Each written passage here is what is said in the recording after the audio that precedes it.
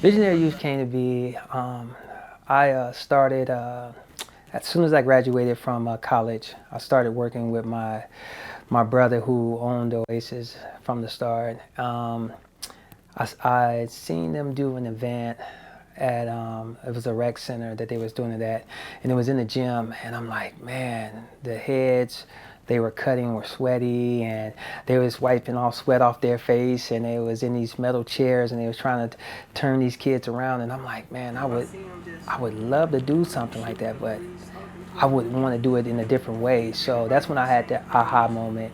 What happened was we just cut like 75 heads at the barbershop on 22nd and O, and it was just the barbers at on O Street. To this date, last year we was able to give out 600 haircuts, give away 900 backpacks, feed over 2,500 people.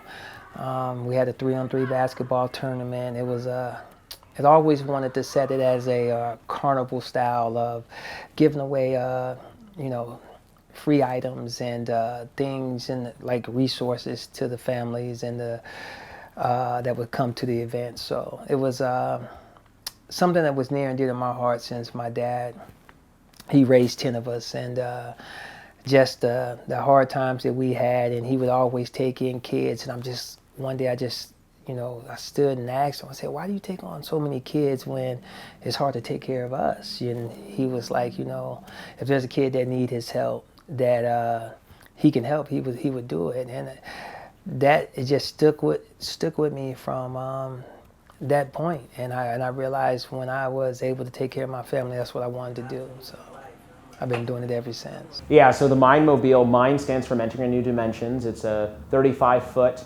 bus that has been basically stripped all the way down to the basics, and it's been built up as a barbershop. And it's a really neat space in that it's not only a barbershop, but it's also a space where the barbers who work with the youth that come into the bus have training as mentors, and they have training in understanding how those young people are developing and how they can help them in their process. And then we also have a professional mental health practitioner that comes into the space and provides therapy for the students in there as well.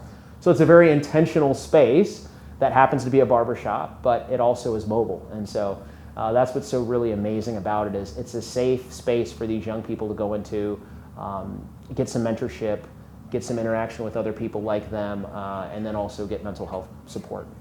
Dr. Chatters, he's a psychologist, and I'm a barber. And I mean, he would come in and get his hair cut and stuff like that, and we'd be talking. And he would see, like he said, see so many people in the barber chair, and he was wondering, like, man, why I can't get our people, minorities, and in just the counseling space. So that's when we came up with an idea of just pitting the barbershop, the informal, to formalize it. So that's when we put that idea together. And the original idea was to be in a school. So it was going to be stationary at one school, but when COVID hit, we had to pivot. That's when the change came about, where we decided to do a mobile. And I just came to this idea. I said, I was just looking at barbershops, and I said, man, there's a mobile barbershop. I said, we should get one of those, and he was like, yeah, what if we put the counseling component with it? I said, man, I think we would have something. I really helped with the curriculum side of things. So there's a 10-week curriculum that the students go through with the barbers and the mental health professional. I created that curriculum. I also helped to create some of the assessments that the students do to gauge how they're actually learning through the process of going through this intervention.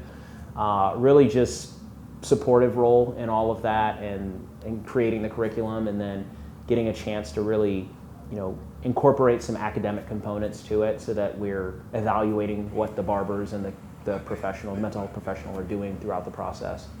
Typical day in the M.I.N.D Mobile is, they get out of school, and if kids, they're already antsy, but we tend to see they run to to the mobile. You know, usually they walk, but they run now to the mobile because they want that haircut, but they really want to socialize. They really want to have those meaningful conversations, and you know, just to be able to talk to them about their day and ask them, give me one thing you remember about your day, and then we get to talk about the weekend. We get to talk about things that's going on with friends or family. It's very intentional when I'm talking to one of these youth and they remember some key things that we talked about, and they're talking about it in the peer group counseling, and I'm just like, wow.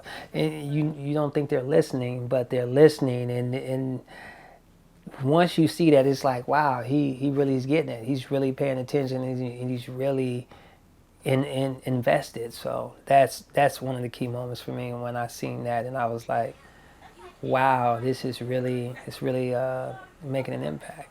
I see the future so bright. It seems like, you know, our goal is to have one in every state. And I, I know it's big, but I know it can happen. So I just put my mind and we set it, and, you know, they tell me to, you know, hey, slow down. But, you know, I make sure it's bright, and I never stop shooting for the stars so I can land on the moon.